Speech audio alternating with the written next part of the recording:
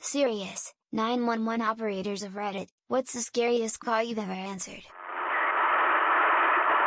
I've posted this before when someone asked me what the most important call I've ever had in my job, so here goes. I'm a 911 police dispatcher. The most important phone call I ever received is when I just started with the police about 16 years ago. I was 21, about 2 months in, very green and still getting used to this crazy job. So I get a call from a male who flipped his car on the highway and was trapped. This wasn't unusual, to be honest, it does happen from time to time, especially in rural areas and at night when people drive while they're sleepy. Most people are bugging out and screaming while I try to get their info and send help. My job is basically to obtain a location, start police, fire and ambulance rolling that way, and keep the caller calm and speaking to me, to make sure he doesn't lose consciousness. So the involved driver, who I'll call Zach, was about my age-ish, early 20s, very calm and cooperative and even joking. He was hanging upside down because the car was on its side and he had injured his leg. It was all good, help was about 10 minutes out and Zach and I were chatting and even laughing about this crazy experience. I knew he was blocking the roadway in his vehicle and was hoping a passerby would stop and help him out.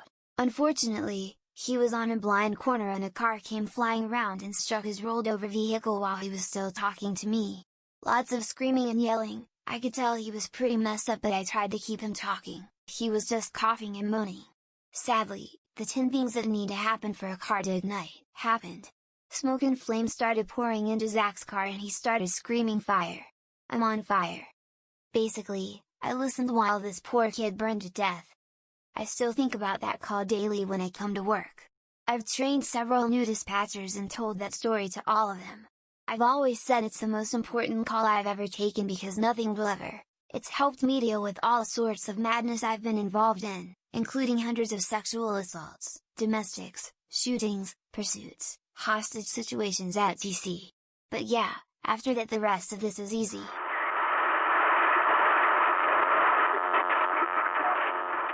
It was a murder-suicide. The caller was their teen daughter. I heard the gunshots and tried my best to rationalize to their daughter of what just happened. I've only been in this job for a little over a year, so I don't have a ton of experience to draw from yet.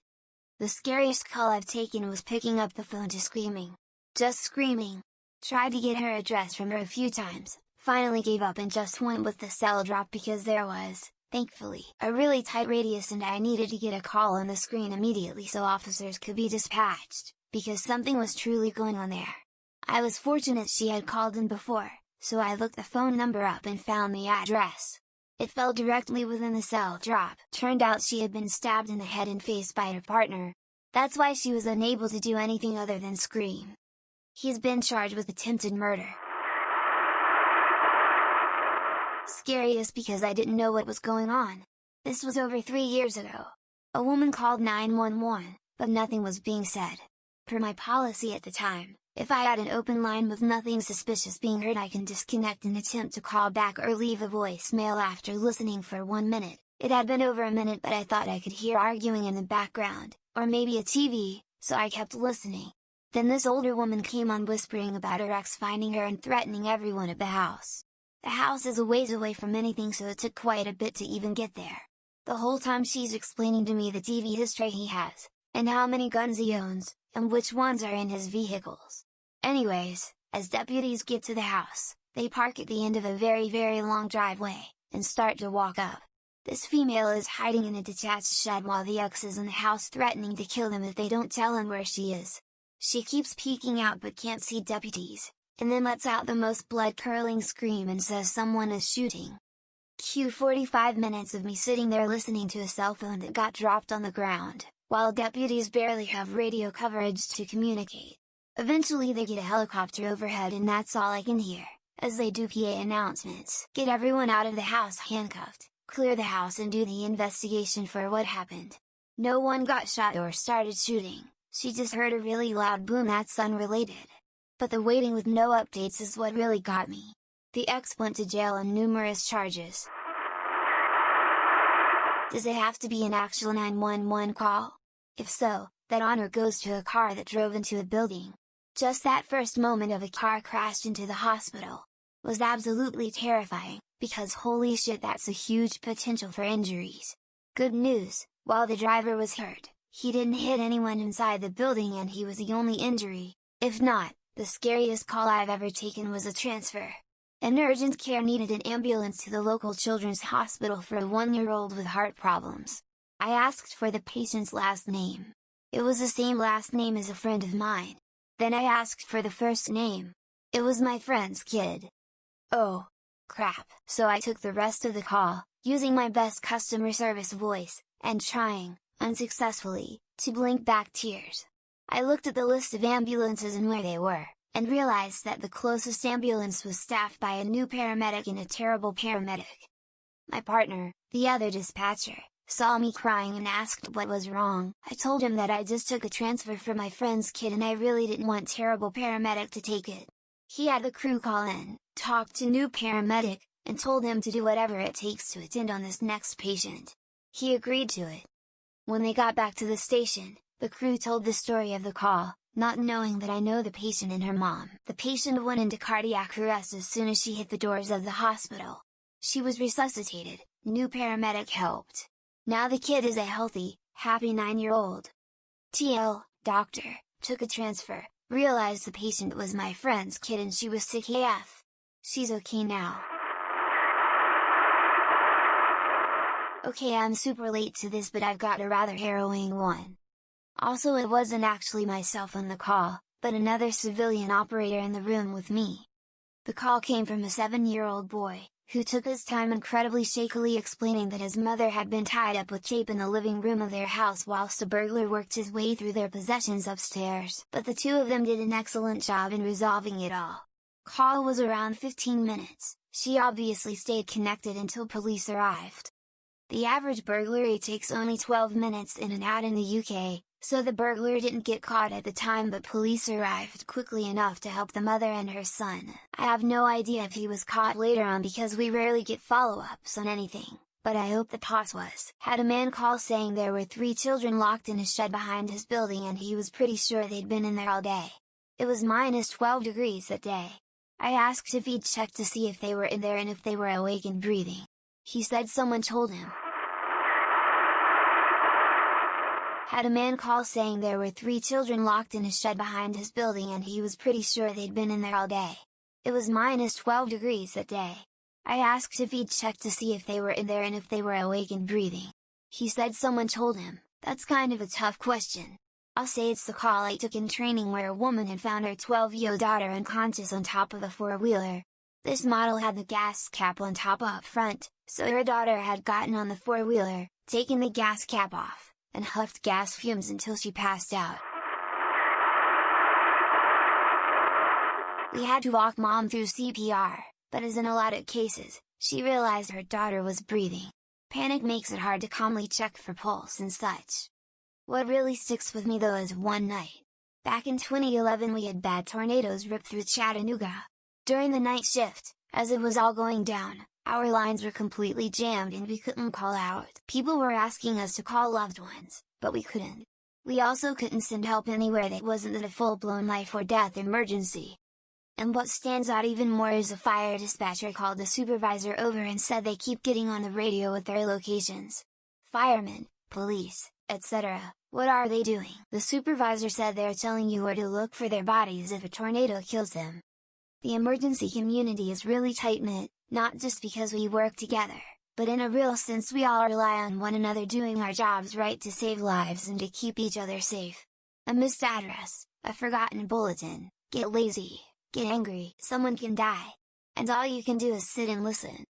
If you ever want to feel powerless, sit on a phone and listen to someone cry and beg you for help. You can only send help, but you never pull them out of the fire. You never catch the bad guy, and every cop with you on their radio expects you to keep them safe and their buddies safe.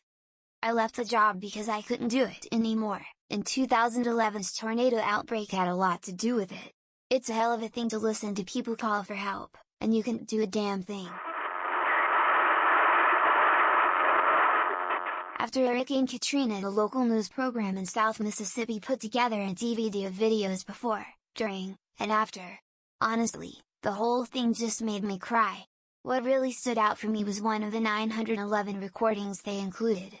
You could clearly hear a man telling the dispatcher, "I know you can come to help, but I needed to let you know that me and Mama are going to die." A woman called, screaming her head off, that she had driven into a body of water, her car was filling up with water, she couldn't open the door, she didn't know where she was, etc. Kids in the car, we're all going to die. Meanwhile I'm like, what the fuck do I do now? Try to find out details about where she is. We know she can see a massive shopping center, but it could be anywhere even remotely close to that. Local units all fan out to the different large ponds/streams etc. it could be. Call the Coast Guard and Marine Support units to help. Try to find out what kind of body of water it is, how big it is etc. And she is just too panicked to answer any questions whatsoever. Managed to get the registration of her vehicle and that was it. Turned out she had driven into a flooded road. Absolutely zero danger of the water going past her knees. Was before my time at my center, but this story sticks with me. We're fairly close to NYC, one of the trainees was sitting a police desk or a police/fire EMS county dispatch center, so we split the roles, the morning of 9/11. At the time the FDNY were using radio bands that traveled great distance and tended to interfere with our radios in such a way that we could clearly hear their ground comms. That morning, immediately after the first plane hit, my center started being inundated with calls looking for help finding loved ones, suspicious activity involving non-white people, and generally just being slammed. How the trainee, being unequipped to answer the calls fast enough, was placed on a different desk to just listen to radios. It just so happened that that day the FDNY radios were interfering with ours, so he spent 4 hours listening to crews going into buildings, those same crews not answering a par, and the subsequent maelstrom of situation that followed. He killed himself about 12 years later, and it was strongly suggested to me that it was due largely in part to those 4 hours. I've posted this before. I'm a former 111 operator from New Zealand. Our emergency call system works differently to 911, where you call 111 and your call is answered by an operator like me who says 111 emergency, fire, ambulance or police. As the caller you must make the decision and the operator connects you to the service you require. If you require more than one service, e.g., multiple vehicle RDA, then one service will arrange the other, so police will arrange fire/ambulance. Often there are delays. In the day of my scariest call, we had police delays of 15 minutes plus. The call went close to this, me 111 emergency, fire, ambulance or police. I'm not sure, I just want someone to know where I am. Me, are you in any danger? I can connect you to police. I just wanted to say goodbye really. Me, connecting you to police, please stay on the line with me. Pause. No, it's okay. And then there was an awful noise where the guy has stepped into a geothermal hot pool at a park in Rotorua. The pool was at boiling temperature and he's just hopped on in. Police took some time to answer the call and I had to explain to them what had happened. I won't ever forget the noise. I can't describe it well, but it will be with me for the rest of my life. A few days later I was sick and tired of the job and I yelled at a caller for being a complete numpty and was fired, not even sorry. I was never offered support or counseling for the events I'd heard or been a part of. I only did the job for 6 weeks before a suicide call did me in. I wasn't even trained to be anything more than the 911 call taker yet. A few stand out. Took a call from my previous boss my first night shift after being told I'd never talked to someone I knew, not in 20 years. Ironic. The elderly man who called in at 6 a.m. and saying this is gonna be weird, but I just woke up and I think my wife is dead. More sad than scary. The girl who called screaming that she was on a bad date and he was going to rape her. At first the adrenaline is flowing and I'm scared as shit. This was another first or second night shift call. I can hear the guy yelling that she's just drunk, it was a blind date and he's driving her home, safely. I still don't know who was telling the truth. The woman who called crying because her infant was having multiple seizures. It was New Year's Eve and ambulances were backed up for ages. All I could do was stay on the line with her while the ambulance dispatchers just rang busy over and over. It was nearly 10 minutes of singing lullabies with this woman to her tiny baby before ambulance was able to get to our call. That was probably the scariest because I felt like I was going to be on the line with this woman when her baby died. That same night I had a call that was screaming girls, and broken glass. But the call didn't connect properly, there was no callback number, and we got disconnected. Amazingly, when the caller called back, I got her again, so was able to direct the call to the same downstream call taker to figure out what bar these girls were in. They reported someone was throwing glasses at them over the stall door in a bathroom, the call that ultimately lost me my job. Guy calls and says, "Oh, so matter-of-factly, just thought you should know I'm going to kill myself. Nope, not gonna tell you who I am, not gonna tell you where I am. Just wanted you to know for when you find my body, I did myself in." I didn't know how to handle it, I burst into tears once he hung up. The downstream call taker heard me cry, reported the unprofessionalism to my team leaders, and I lost my job. Edit: I took a call, I didn't truly call.